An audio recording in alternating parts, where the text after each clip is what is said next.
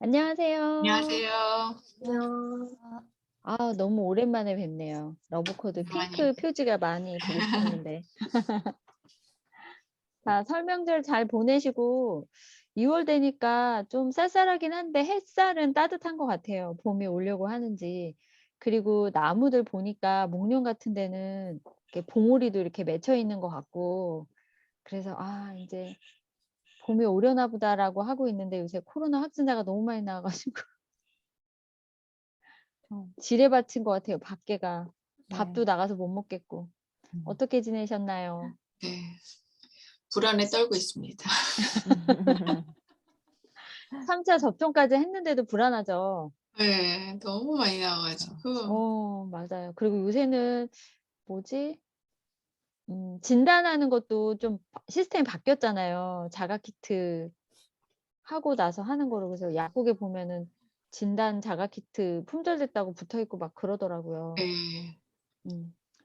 자, 아무튼 이 시기를 잘 이겨내고 코로나가 없는 세상에서 얼른 살았으면 좋겠다는 그런 생각을 해 봅니다. 자, 우리 러브 코드로 한번 그걸 원하는 목표 모든 사람들이 평화롭고 행복하게 살아갈 수 있는 그런 목표를 정한다면 '그 마음이 모인다면 되지 않을까?' 이런 생각도 잠시 해 봤어요. 자, 이번 주에는 네 번째 이야기 스트레스 목표가 아닌 성공 목표 설정하기. 그래서 여기 안에서 이제 또 우리 작가가 해준 이야기 나누고 각자 느끼신 부분을 나누기로 하겠습니다. 자, 그럼 여기에서 나오는 단어 중에 목표나 욕구나 이런 이야기들이 나와요. 그 얘기를 좀 이 베이킹 걸님이 시원하게 설명해 주시면 좋겠어요. 네. 시원하게 설명이 될지 모르겠지만 지금 제목이 러브 코드인 것만큼 맨 그 4장 첫 구절에 그런 나와요. 내용이 "사랑, 기쁨, 평화로 리그램된 내면의 상태에서 지금 이 순간에 초점을 두고 있는 것은 모든 일을 사랑으로 실행하는 것이다." 이게 나와요. 그래서 우리가 목표를 어떤 일을 하기 위한 또는 내가 내 삶을 목표를 정한 거를 해 놓고 그렇게 세워 놓긴 했는데 일단 내가 실천이 안 돼서 스트레스로 전환이 대부분 되지요. 그리고 '이게 실천이 안 될까?' 고민을 하는데 사실은 여기서 그 이유를 뭐라고 설명했냐면 목표와 욕구 이거를 나눠서 설명한 거에 사실 저는 솔직히 쪼끔 쇼킹했어요. '아 이러니까 안 됐구나.' 이렇게 약간 해결책이 나오는 것 같이. 그래서 그 목표와 욕구가 반드시 구별이 돼야 되고 또 그거를 구별을 했으면 제대로 된 인제 스트레스 받지 않고 제대로 된 목표 설정을 해야 되는 거죠. 그래서 그 한 예시가 나와서 그 사람이 처음에는 그렇게 믿지 않다가 이 저자인 선생님 만나서 훨씬 목표한 말하자면 자기가 수익을 올리는 거 훨씬 더 좋게 됐는데 결국은 그 목표를 사랑에다 놓고 설정을 했기 때문에 그게 바뀐 그 얘기가 나와요. 그래서 그 차이점을 설명한 고 바로 위에 어떤 내용이 나왔냐면 외적 환경 대신에 실제로 원하는 내적 상태에 영감을 얻어 성공 목표를 설정하고 실현한 사람은 언제나 성공한다. 이런 얘기가 나와요. '이게 도대체 무슨 소리야?'라고 생각이 될 수 있는데 뒤에 보면 그 목표하고 욕구는 분명히 차이가 있고 그게 어떻게 차이가 있는지 좀 구체적으로 나오거든요. 그거를 이끌어내기 위한 얘기를 인제 그 예시를 들어서 설명을 하고 서론을 그렇게 시작한 부분에서 이미 저는 '아 다르구나. 이거를 반드시 분리해야 되는구나.'라를 느끼면서 읽었어요, 이 부분을. 네. 네, 감사합니다. 자, 목표는 내적 상태를 말하는 거죠? 그런 거죠. 네. 네. 사랑이나 평화나 편안함 뭐 이런 것들이 나의 목표가 되는 거고 욕구는 그 목표를 실행하기 위한 여러 가지 행동들 그게 욕구가 되나요? 그렇게 되겠죠, 아무래도. 네네. 그래서 이 책 맨 앞에 어떤 이야기가 나오냐면 어떤 여성이 자기가 가장 원하는 게 뭐냐고 물었을 때 돈을 많이 버는 거라고 했잖아요. 맞아요. 예. 그 얘기가 나와요. 네. 결국에는 이야기를 하다 보니 그 여성은 마음의 평화를 원했다. 그래서 사실은 그게 목표였다. 그래서 순간 '아 내가 원하는 게 마음의 평화였는데 이렇게 많은 돈이 필요하지 않아도 나는 바로 평화의 상태로 갈 수 있네요.'라고 그렇게 느꼈다는 예시가 나왔는데 그거에 대한 이야기가 인제 여기 안에서 목표와 욕구에 대한 이야기를 했던 것 같아요. 자, 그래서 목표와 욕구에 대한 이야기를 나눠 봤고요. 자, 그러면 목표와 인제 욕구에 대한 이야기를 나눠 봤는데 그럼 욕구는 어떻게 정의할 수 있는지 우리 박현순 작가님이 나눠 주시겠습니다. 네. 욕구는 이제 여기서 네 가지 정의로 이야기를 해요. 욕구는 반드시 진실을 기반으로 해야 한다. 그리고 욕구는 반드시 사랑을 기반으로 해야 한다. 이것이 어떻게 보면은 목표 정의하고도 좀 이제 이거는 중복이 되는데요. 어쨌든 항상 강조하는 것은 진실과 또 사랑과 그 안에서 기반으로 해야 한다고 얘기하고요. 또 성공의 최종 목표와 조화를 이뤄야 한다라고 이야기하고, 욕구는 일반적으로 미래에 일어나는 것이다라고 이야기를 합니다.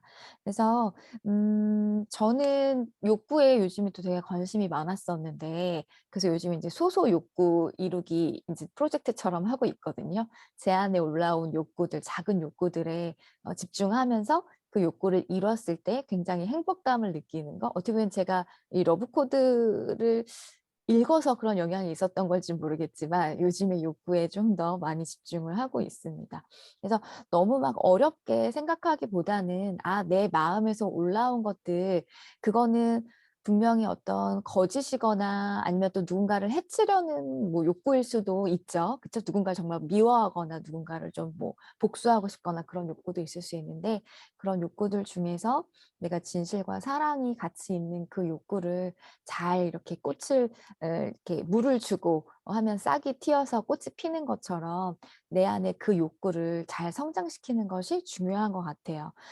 저는 지금 좀 전에 그 쇼트트랙 그 올림픽 경기가 있었는데 너무 가슴이 참 답답하더라고요. 아마 많은 분들이 이렇게 느끼셨을 텐데, 과연 그렇게 해서 음 어떤 정당한 나의 노력에 의한 결과가 아닌 어 사람들이 같이 이해할 수 없는, 납득할 수 없는 그런 상황들로 편파적인 방법으로 해서 금메달을 따고 어떤 성공을 했을 때 그 행복이 과연 얼마나 갈 것인지, 누군가를 아프게 하고 누군가를 좌절하게 만들면서 얻는 행복과 사랑, 그 욕구가 얼마나 갈지는 모르겠습니다. 그분들이 이 러브 코드를 좀 읽었으면 좋겠네요. 네.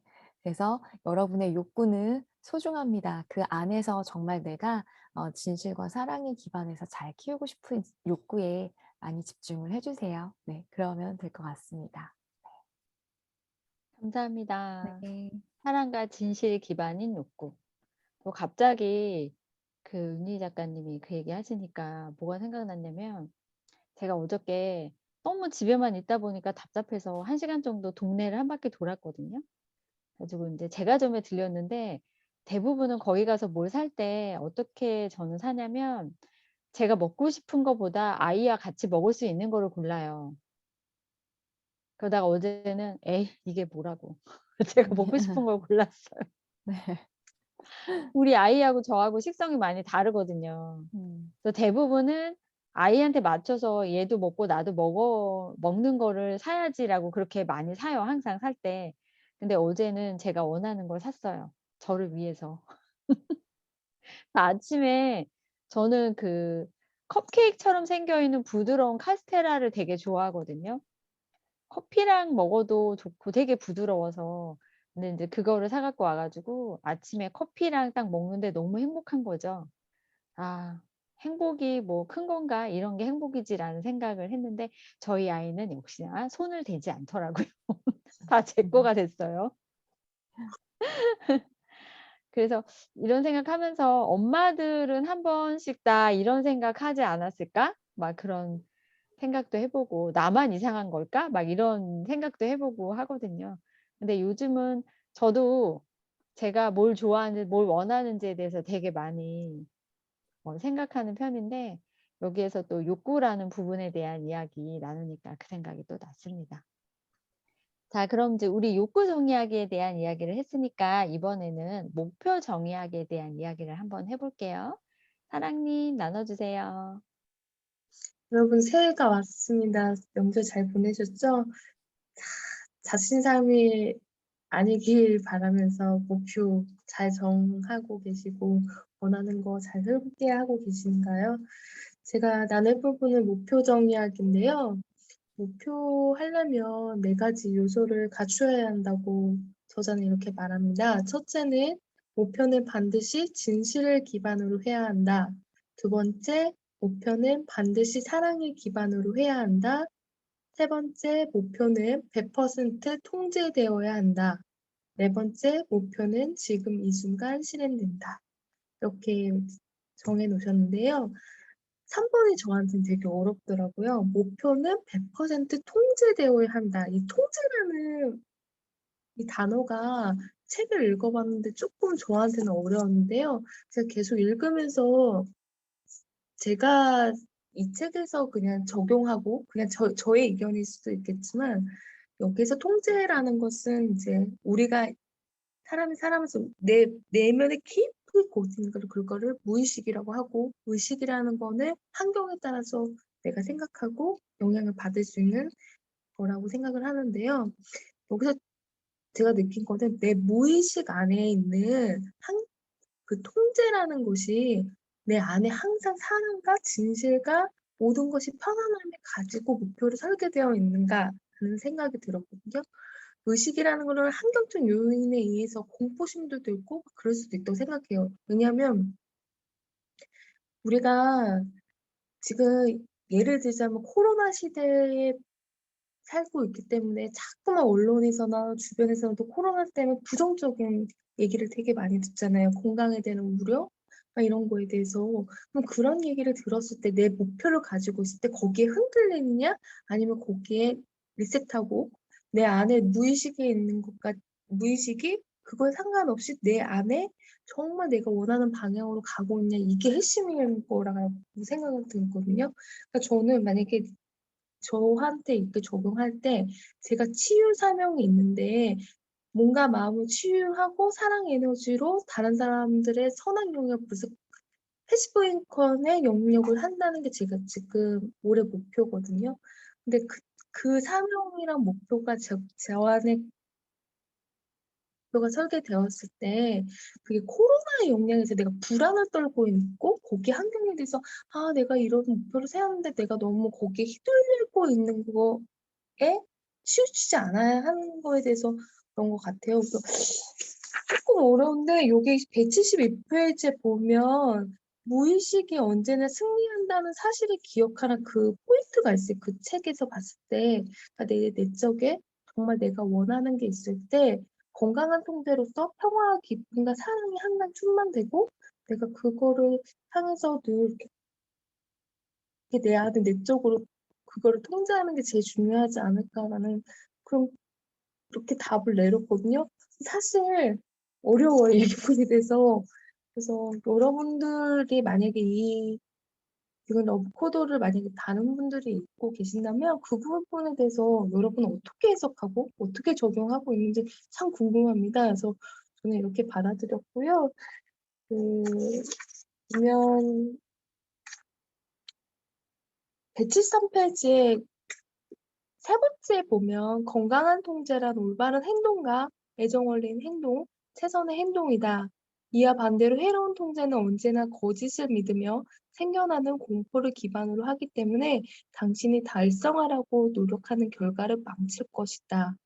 거점과 해로운 통제는 기대와 잊으력을 다른 방식으로 설명한 것에 불과하다. 이렇게 나와 있는데요. 조금 어렵네요. 아무튼 저는 이 부분에 대해서 이렇게 적용했고 저는 느끼는 것을 이렇게 나눠봤습니다. 이상입니다. 네, 감사합니다. 또 사랑님만의 언어로 말씀해 주셨는데 저는 이 문장이 정말 이해가 안 가가지고 우리 여기 나누기 전에 도대체 이해하신 분 설명해 달라고 했는데 베이킹 걸님이 원서를 또 읽으시면서 시원하게 해결해 주셨어요. 원서 한번 읽어 주시겠어요? 다른 분들도 좀 답답해 하실 수 있을 것 같아요. 거기 목표 정의하기 4가지요. 네네. 거기서 네. 세 번째 거 네. 목표는 100% 통제되어야 한다. 네. 목표는 100% 통제되어야 한다는 원문에는 it has to be 100% under your control. 그러니까 내 통제하에 그 목표가 있어야 되니까 내가 그 목표를 쥐락펴락할 수 있어야 된다. 이 뜻인 것 같아요.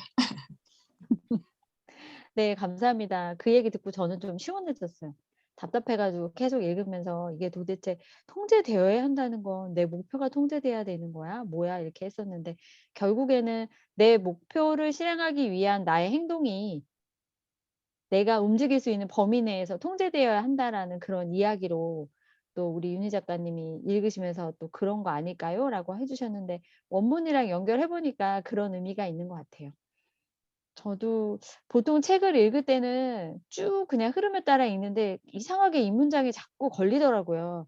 그래서 여러 번 읽으면서 또 이야기를 이렇게 나눠 봤는데 독서 모임의 매력이 이런 것 같아요. 내가 이해 안 되거나 답답해하는 부분을 다른 분들이 그 읽으신 소감이나 아니면은 이해하신 내용으로 설명을 해 주시면 훨씬 더 이해가 잘 되고 '아 그런 거구나.'라고 좀 편안하게 받아들일 수 있는 것 같아요. 자, 마지막에 인제 이 러브 코드에 대한 성공 목표 설정하는 부분에 있어서 어떤 이야기가 나왔냐면 최선을 다하는 우리가 최선을 다할 수 있는 최선은 무슨 일을 하든 진실과 사랑을 담아서 이 순간을 충실하게 살아가는 것이다라고 이야기를 해요. 그래서 여기 안에 가장 많이 나오는 단어가 진실과 사랑이잖아요.